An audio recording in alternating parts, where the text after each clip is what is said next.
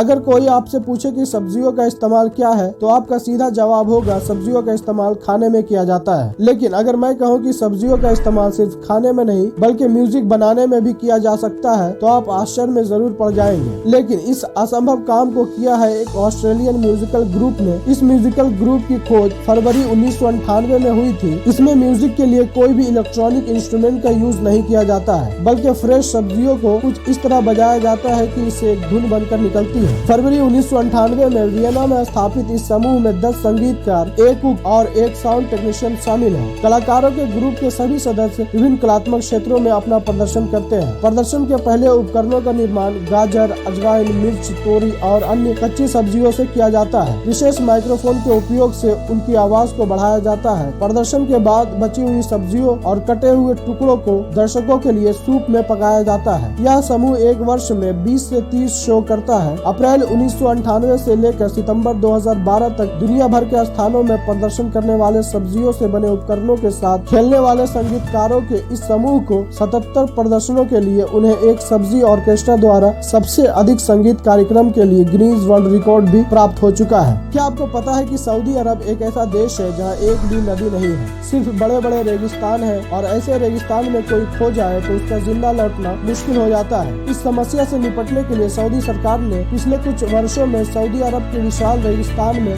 सैकड़ों बचाव अभियान चलाए। लापता हुए अधिकांश व्यक्तियों को 24 घंटे के भीतर बरामद कर लिया गया था। 2020 में सऊदी अरब में रेगिस्तान को पार करते हुए विभिन्न घटनाओं में 131 व्यक्ति लापता हो गए थे। रिकॉर्ड के अनुसार रेगिस्तान में लापता होने के परिणाम स्वरूप भूख और प्यास से 20 लोगों की मौत हो गई थी, लेकिन उनमें 100 स्वस्थ पाए गए थे जबकि 11 अन्य अज्ञात रहे थे। इसलिए रेगिस्तान में होने वाले खतरों से बचने के लिए जब लोग दिशाओं को भूल जाते हैं, ऐसे में खोए हुए लोगों को मार्गदर्शन कराने के लिए सऊदी अरब के पर्यावरण, जल एवं कृषि मंत्रालय ने अल जौफ प्रांत और रेगिस्तान में जल स्रोतों पर 11 सौर संचालित लेजर लाइटें स्थापित करी है, जिससे भूले हुए लोगों को रास्ते का पता चलता है। चलिए आज मैं आपको फेसबुक से जुड़ा एक बहुत ही मजेदार फैक्ट बताता हूँ। अगर आप सोशल मीडिया पर सक्रिय रहते हैं तो आपको यह बात मालूम होगा कि आप किसी पोस्ट पर अपनी राय कमेंट के जरिए देते हैं, लेकिन अगर आप फेसबुक के किसी पोस्ट के कमेंट बॉक्स में जाकर यह कैरेक्टर टाइप करके इंटर करेंगे तो क्या होगा पता है? यह कैरेक्टर आपको फेसबुक के जन्मदाता मार्क जुकरबर्ग के पास ले जाएगा। यानी आप जैसे ही यह कैरेक्टर डालकर इंटर करेंगे तो आपका टाइप किया हुआ लेटर गायब हो जाएगा और उसकी जगह मार्क जुकरबर्ग का नाम लिखा मिलेगा। तो दुनिया में कई तरह के अनोखे कानून बनाए गए हैं, जिसमें तलाक, मर्डर से लेकर शादी तक के कानून शामिल हैं। यूरोप के एक देश में ऐसा कानून है जिसके बारे में जानकर आप आश्चर्य में पड़ जाएंगे।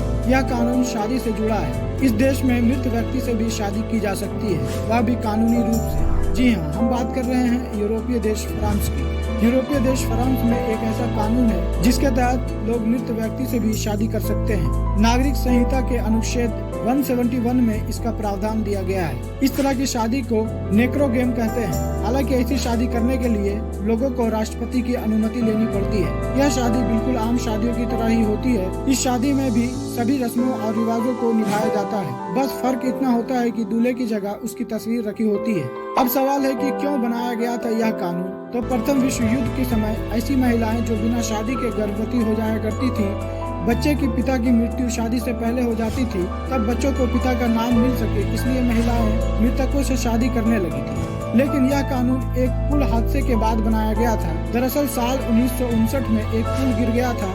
हादसे में 423 लोगों की मौत हो गई थी। इसी में से एक व्यक्ति था जिसकी कुछ दिन पहले ही सगाई हुई थी। तब महिला ने सरकार से उस मृत व्यक्ति से शादी करने की अनुमति मांगी थी कि उस दौर में फ्रांस के राष्ट्रपति चार्ल्स डी गॉले थे। तब सरकार ने महिला को शादी करने की अनुमति दी थी और इसके बाद फ्रांस की नेशनल असेंबली ने इसे एक कानून के रूप में लेकर आया। इस तरह की शादी करने के लिए सबसे पहले यह साबित करना होता है कि मरने वाला व्यक्ति भी उसी इंसान से शादी करने को चाहता था। इसके लिए मृतक के रिश्तेदार और दोस्तों के बयान लिए जाते हैं। इस कानून को लेकर कई प्रावधान भी किए गए हैं। इनमें से एक नियम यह भी है कि शादी करने वाले को मृतक की संपत्ति नहीं मिलेगी। इस दुनिया में फ्रांस के अलावा और भी कई देश हैं जहां मृतक से शादी करने की परंपरा है, जिसमें दक्षिण कोरिया, जापान और चीन भी शामिल है। वीडियो अच्छा लगा हो तो like, share, comment and subscribe करना बिल्कुल मत भूलिएगा।